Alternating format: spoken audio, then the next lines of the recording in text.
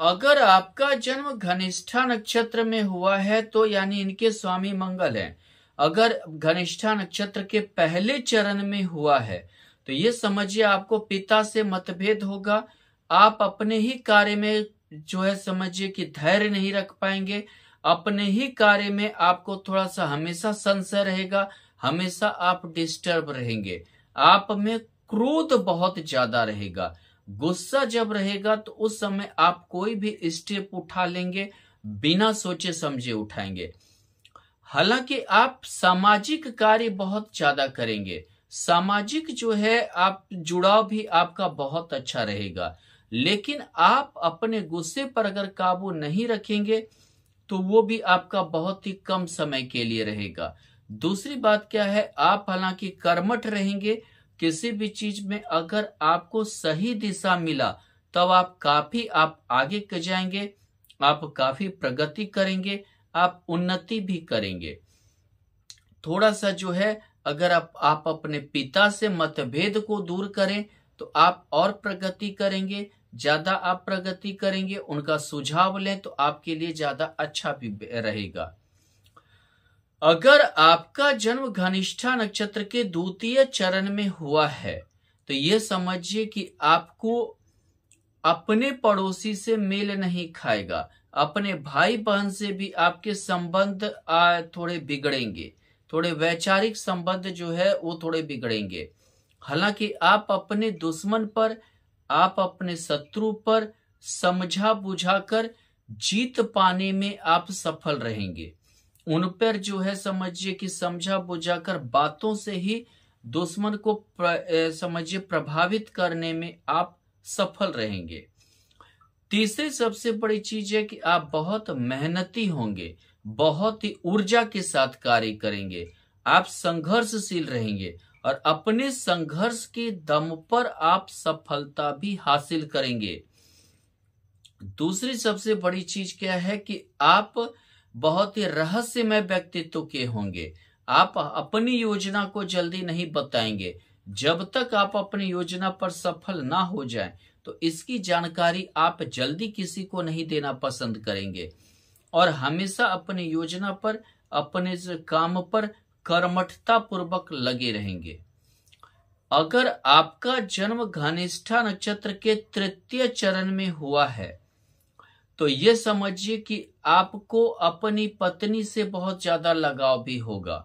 थोड़ा सा हो सकता है कि आप दूसरी स्त्री के पीछे आपके थोड़ा कैरेक्टरलेस भी आप हो सकते हैं। अपनी महत्वाकांक्षा इच्छा के प्रति आप बहुत ही स्वार्थी प्रवृत्ति के रहेंगे।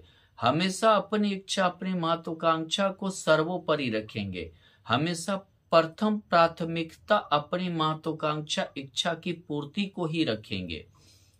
दूसरी चीज क्या है कि आप अगर जिसके साथ अगर व्यापारिक समझौता अगर करेंगे तो वो आपको फायदा ही पहुंचा कर जाएगा। यानी कि आप समझिए कि अपने संपर्की या अपने जो पार्टनर हैं, बिजनेस पार्टनर हैं, व्यापारिक साझेदार हैं, सहयोगी हैं, उनसे ही आप धन कमाने की आपकी नीयत ज्यादा रहेगी। हालांकि हो सकता है कभी ऐसा भी होता है कि पत्नी भी आपको कमा कर दे, यानी कि पत्नी से भी आपको आय की प्राप्ति हो सकती है और आप समझिए कि व्यापार से या एक से ज्यादा इनकम के आपके स्रोत भी हो सकते हैं। हमेशा आप थोड़ा सा पैसे के बारे में सोचना, पैसे के बारे में ज्यादा विचार करना, इस टाइप के व्यक्तित्व के आप होंगे। दूसरी चीज क्या है कि आप थोड़ा नपा तुला बोलेंगे, नपा तुला काम करेंगे, जरूरत से ज्यादा नहीं बोलेंगे, जरूरत से ज्यादा किसी भी चीज में आप टांग नहीं अड़ाने वाले व्यक्तित्व के होंगे। अपना लाभ लेकर निकल जाने वाले व्यक्तित्व के होंगे। अगर आपका जन्म घनिष्ठा नक्षत्र के चतुर्थ चरण में हुआ है तो आपका व्यवहार बहुत रहस्यमयी होगा। आप समझिए कि बहुत रहस्यमयी व्यक्तित्व के होंगे।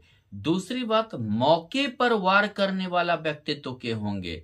आपको अगर कोई कुछ कह दे तो उस समय आप बिल्कुल चुप रहेंगे।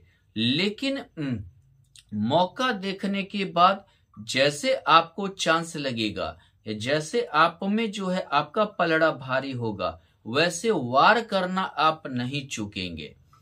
सबसे बड़ी चीज क्या है कि आपके व्यवहार में संतुलन नहीं रहेगा। कभी आप बहुत ये बदलाव होते रहेंगे। आप हमेशा कार्य में भी बदलाव करते रहेंगे, अपने काम में भी बदलाव करते रहेंगे। तीसरी चीज क्या है कि आपको हालांकि लाभ, गुप्त धन या समझिए वसीयत लाभ भी आपको मिलेगा।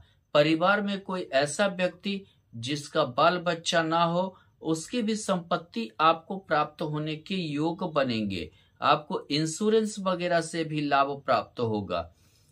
और सबसे अच्छी चीज ये है कि आप समझिए अपनी योजना को अगर आप गुप्त रखते हैं या उस पर गुप्त रहकर कार्य करते हैं तो आप बहुत ही सफल व्यक्तित्व होंगे, सफल भी होंगे और हमेशा समाज में अच्छे जाने जाएंगे।